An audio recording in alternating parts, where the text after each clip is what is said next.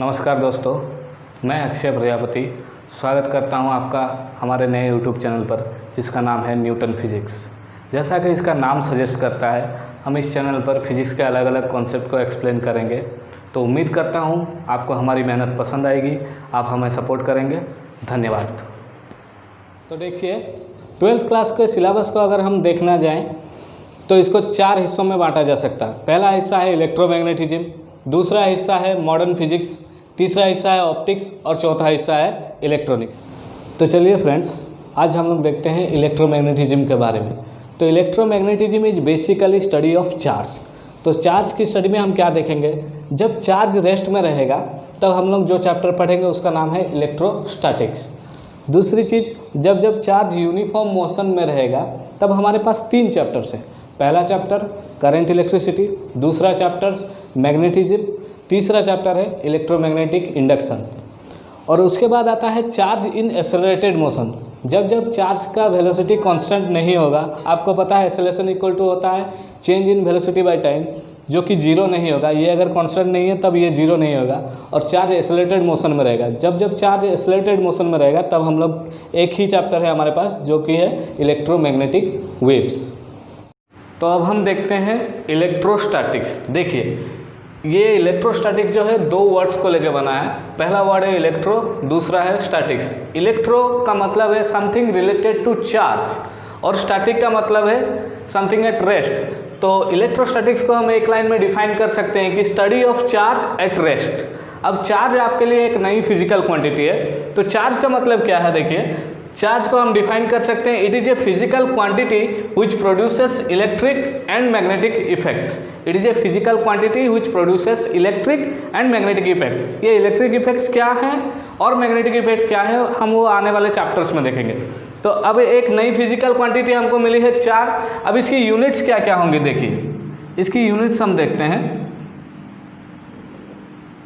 तो पहले आते हैं इसकी एसआई यूनिट पर, जो कि होता है कूलम, जो कि एक साइंटिस्ट के नाम पर है, उसे हम कैपिटल C से डिनोट करते हैं।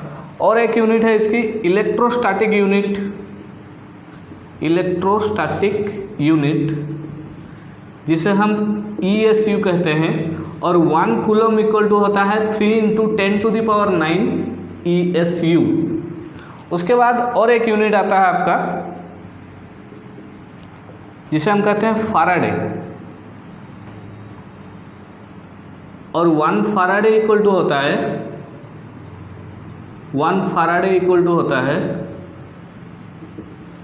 96500 कूलम। यहाँ पर ध्यान देने वाली बात यह है कि कूलम जो है वो बहुत बड़ा यूनिट है।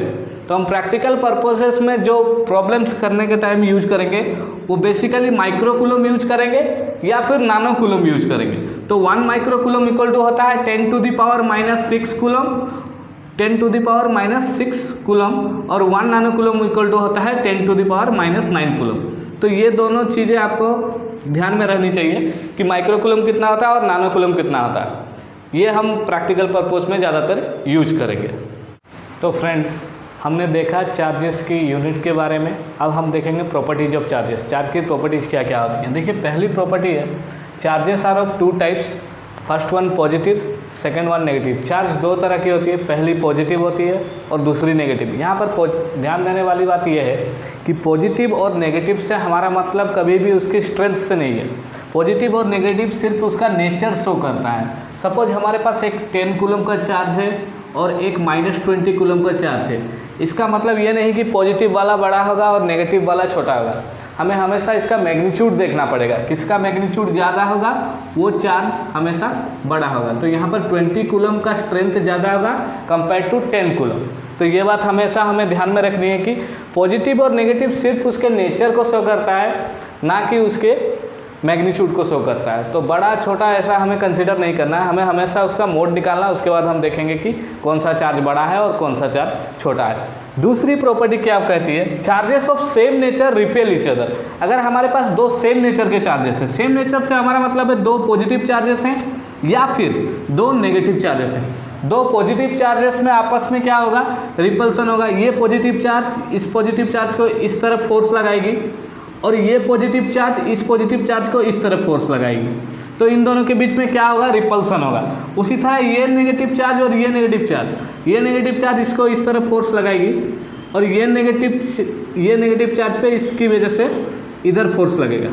तो दोनों ही केसेस में आप देख सकते हैं अगर चार्जेस का नेचर सेम है, नेचर से मतलब क्या है, यहाँ भी दोनों पॉजिटिव है, यहाँ दोनों क्या है, नेगेटिव है, दोनों का अगर नेचर सेम है तो उनके बीच में कैसा फोर्स एग्जिस्ट करता है, रिपल्सिव फोर्स एग्जिस्ट करता है। उसके बाद तीसरी प्रॉपर्टी पे आते हैं। देखिए, charges of opposite nature attract each other. अगर चार्जेस का नेचर ऑपोजिट है, मतलब एक पॉजिटिव और दूसरा क्या है, नेगेटिव है, तो उनके बीच में कैसा फोर्स रहेगा, अट्रैक्टिव फोर्स रहेगा। तो देखिए, ये पॉजिटिव चार्ज इस नेगेटिव चार्ज को क्या करेगा, अपनी ओर अट्रैक्ट करेगा, तो फोर्स इस डायरेक्शन में लगेगा, और ये पॉजिटिव चार्ज को ये नेगेटिव चार्ज क्या करेगा, अगेन अपनी ओर अट्रैक्ट करेगा। तो इन दोनों के बीच कैसा फोर्स काम करेगा, अट्रैक्टिव फोर्स काम करेगा।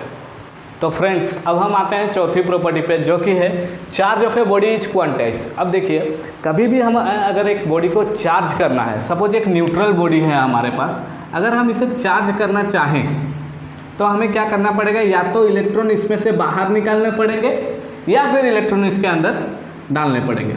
ये दो चीज़ें से हम इस बॉडी को चार्ज करते हैं। सपोज हम क्या कर रहे हैं, कुछ इलेक्ट्रॉन्स इसमें बाहर से ट्रांसफ़र कर रहे हैं, जिसकी वजह से ये बॉडी चार्ज होगा। सपोज हम इसे क्या 10 इलेक्ट्रॉन्स ट्रांसफ़र किए, तो इस बॉडी का चार्ज कितना हो जाएगा, इस बॉडी का चार्ज हो जाएगा -10E। अब यहाँ पर क्वांटाइज्ड का मतलब क्या होता है, देखिए, जब भी आप चार्जेस का ट्रांसफ़र कर रहे हैं किसी भी बॉडी में, तो आप हमेशा क्या, इलेक्ट्रॉन्स के ट्रांसफ़र से एक बॉडी में चार्ज आता है या जाता है। तो अब ये समझिए, अगर इलेक्ट्रॉन्स का आप ट्रांसफ़र कर रहे हैं तो हमेशा इंटीग्रल नंबर ऑफ इलेक्ट्रॉन्स का ही आप ट्रांसफ़र कर सकते हैं। यानी कि आप 1 इलेक्ट्रॉन्स दे सकते हैं, 2 इलेक्ट्रॉन दे सकते हैं, 3 दे सकते हैं, 4 दे सकते हैं। कभी भी 4.5 या 6.5 ऐसा इलेक्ट्रॉन आप बॉडी में डाल नहीं सकते कि बॉडी से निकाल भी नहीं सकते। तो हमेशा आपको याद रखना है कि इंटीग्रल नंबर ऑफ इलेक्ट्रॉन्स के ट्रांसफ़र से ही बॉडी में चार्ज आता है। तो इस इंटीग्रल ट्रांसफॉर्मेशन को ही हम कहते हैं क्या, charge of a body is quantized. तो Q इक्वल टू हम लिख सकते हैं क्या, प्लस और माइनस NE, जहाँ पर कि E है charge of an electron, charge of an electron, और जिसका वैल्यू कितना आता है 1.6 × 10⁻⁻19 कूलम। तो इतना इसका वैल्यू आता है। तो Q charge of a body is plus minus NE, जहाँ पर N क्या है, एक इंटीजर है जिसका वैल्यू 1 हो सकता है, 2 हो सकता है, 3 हो सकता है। तो हमेशा आप 1 इलेक्ट्रॉन, 2 इलेक्ट्रॉन, 3, 4, 5 इलेक्ट्रॉन निकाल सकते हैं। कभी भी हाफ इलेक्ट्रॉन या 5.5 इलेक्ट्रॉन, 6.5 ऐसा इलेक्ट्रॉन आप बॉडी से बाहर निकाल नहीं सकते हैं। उसके बाद आता है और एक प्रॉपर्टी, देखिए, charge of an isolated system remains conserved. इसका मतलब ये है, अगर एक सिस्टम है आइसोलेटेड सिस्टम, समझिए आइसोलेटेड सिस्टम का मतलब ये है, अगर एक सिस्टम है जिसमें हम बाहर से कोई चार्ज ना कि अंदर आने की सुविधा है और ना ही अंदर से कोई चार्ज बाहर जाने की सुविधा है। अगर ऐसे सिचुएशन में, अगर सपोज इस बॉडी का कोई एक पार्ट है जिसमें चार्ज, सपोज इस बॉडी का एक पार्ट को हम नाम देते हैं A और एक बॉडी का दूसरे पार्ट को नाम देते हैं हम B। इस A पार्ट में सपोज चार्ज है 2 कूलम और इस B पार्ट में सपोज चार्ज है -3 कूलम। अब इस बॉडी का जो भी चार्ज है वो कुछ समय बाद क्या होगा, रीअरेंज होगा। रीअरेंज होगा मतलब A से कुछ चार्ज चलकर B की ओर आएंगे, B से कुछ चार्ज चलकर A की ओर जाएंगे। तो उनमें जो रीअरेंजमेंट होगा उसकी वजह से सपोज एक ऐसा सिचुएशन अराइज हुआ कि A के पास जो था वो 1 कूलम चार्ज बचता है। अब हमारा सवाल आपसे ये है कि B के पास जो चार्ज होगा वो कितना होगा। तो ये यहाँ पर हमें ये प्रॉपर्टी हेल्प करेगी। तो ये प्रॉपर्टी क्या कहती है, charge of an isolated system remains conserve. तो ये सिस्टम की टोटल चार्ज जो है वो हमेशा समान रहेगी, व इक्वल रहेगी। तो यहाँ पर जो टोटल चार्ज है कितना है, 2 कूलम -3 कूलम, और यहाँ पर टोटल चार्ज कितना होगा 1 कूलम प्लस x कूलम। तो अब क्या होगा, 2 - 3 कितना हो गया -1, और यहाँ 1 कूलम प्लस x। तो यहाँ पर x इक्वल टू कितना हो जाएगा, sorry x equal to -1 -2 coulomb हो जाएगा। तो इस x का चार्ज कितना हो जाएगा -2 कूलम हो जाएगा, क्योंकि इस बॉडी का टोटल चार्ज अगर हम देखें -1 कूलम था, बाद में भी इसका चार्ज अगर रीअरेंज होता है तो -1 ही रहेगा, क्योंकि इस बॉडी में बाहर से ना कोई चार्ज अंदर आया है, ना ही अंदर से कोई चार्ज बाहर गया है। तो ये बात आपको ध्यान रखनी है। तो चलिए अब हम देखते हैं सिक्स्थ प्रॉपर्टी। सिक्स्थ प्रॉपर्टी क्या है? Generally when a body gets negatively charge its mass increases. अगर एक बॉडी नेगेटिवली चार्ज होती है तो इसकी मास क्या होती है? इंक्रीज होती है। ये कैसे होता है आप समझिए इस बात को। सपोज एक न्यूट्रल बॉडी है हमारे पास, अगर हमें इस न्यूट्रल बॉडी को चार्ज करना है, अभी मैंने कुछ देर पहले आपको बताया था, अगर इसे हमें नेगेटिवली चार्ज करना है तो क्या करना पड़ेगा? इलेक्ट्रॉन्स बाहर से अंदर लाने पड़ेंगे। सपोज हम 10 इलेक्ट्रॉन्स बाहर से अंदर लाते हैं तो इसका चार्ज कितना हो जाएगा? -10 ही हो जाएगा। अब समझिए, एक इलेक्ट्रॉन का जो मास होता है, मास ऑफ एन इलेक्ट्रॉन जिसको हम me से डिनोट करते हैं, उसका वैल्यू कितना आता है? 9.1 × 10⁻31 kg, इतना होता है उसका मास। अगर सपोज हम 10 इलेक्ट्रॉन्स लाते हैं इस बॉडी के अंदर, तो पहले जितने भी इलेक्ट्रॉन्स थे अब क्या होंगे? 10 इलेक्ट्रॉन उससे ज़्यादा होंगे। तो अब क्या होगा? इस बॉडी का मास 10 × me टाइम्स क्या हो जाएगा? इंक्रीज हो जाएगा। 10 × me टाइम्स क्या हो जाएगा? इंक्रीज हो जाएगा। उसी तरह when a body gets positively charged its mass decreases. इसका मतलब क्या है? अगर हम इसे पॉजिटिवली चार्ज करना चाहें न्यूट्रल बॉडी को, जैसे नेगेटिव चार्ज के लिए हम चार्ज अंदर लाते थे, पॉजिटिवली चार्ज करने के लिए हमें क्या करना पड़ेगा? बॉडी से चार्ज बाहर लेना पड़ेगा। अगर हम बॉडी से चार्ज बाहर निकालते हैं तो पहले जितने इलेक्ट्रॉन इस बॉडी में थे अब क्या होंगे? उससे 10 इलेक्ट्रॉन कम अवेलेबल रहेंगे बॉडी में। तो 10 इलेक्ट्रॉन कम होने की वजह से क्या होगा? अब इसका मास 10 me टाइम्स क्या हो जाएगा? डिक्रीज हो जाएगा। 10 me टाइम्स क्या हो जाएगा? डिक्रीज हो जाएगा। इसलिए हम ऐसा कहते हैं कि अगर एक बॉडी को पॉजिटिवली चार्ज किया जाता है तो उसका मास डिक्रीज होता है, अगर एक बॉडी को नेगेटिवली चार्ज किया जाता है तो उसका मास क्या होता है? इंक्रीज होता है। जब भी आप इलेक्ट्रॉन्स बॉडी में बाहर से लाते हैं वो नेगेटिवली चार्ज होगा और उसका मास क्या होगा? इंक्रीज होगा। उसी तरह अगर बॉडी से आप इलेक्ट्रॉन्स बाहर लेके जाते हैं वो पॉजिटिवली चार्ज होगा और उसका मास क्या होगा? डिक्रीज होगा। अब आते हैं आखिरी प्रॉपर्टी पे, जो कहता है कि mass can exist without charge but charge can not exist without mass. इसका मतलब ये है मास इंडिपेंडेंटली नेचर में एग्जिस्ट करता है, लेकिन चार्ज को एग्जिस्ट करने के लिए हमेशा मास की ज़रूरत पड़ती है। बिना मास के चार्ज एग्जिस्ट नहीं कर सकता। एक एग्जाम्पल आप देख सकते हैं, न्यूट्रॉन, जिसके पास मास तो है लेकिन उसके पास क्या है? चार्ज नहीं है। लेकिन दुनिया में आप ऐसा पार्टिकल अभी तक हमें नहीं मिला है जिसके पास चार्ज हो लेकिन उसके पास मास नहीं हो। तो ये बात हमेशा आपको ध्यान में रखनी है कि मास हमेशा चार्ज के बिना एग्जिस्ट कर सकता है, लेकिन चार्ज को एग्जिस्ट करने के लिए हमेशा मास की ज़रूरत पड़ती है।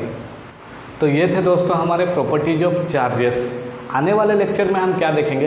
कूलम्ब्स लॉ के बारे में पढ़ेंगे, कूलम्बिक फोर्स क्या होता है और फोर्स से रिलेटेड जो भी प्रॉब्लम्स आएंगे वो हम सॉल्व करेंगे। तो आशा करता हूँ आपको हमारा ये वीडियो पसंद आया होगा।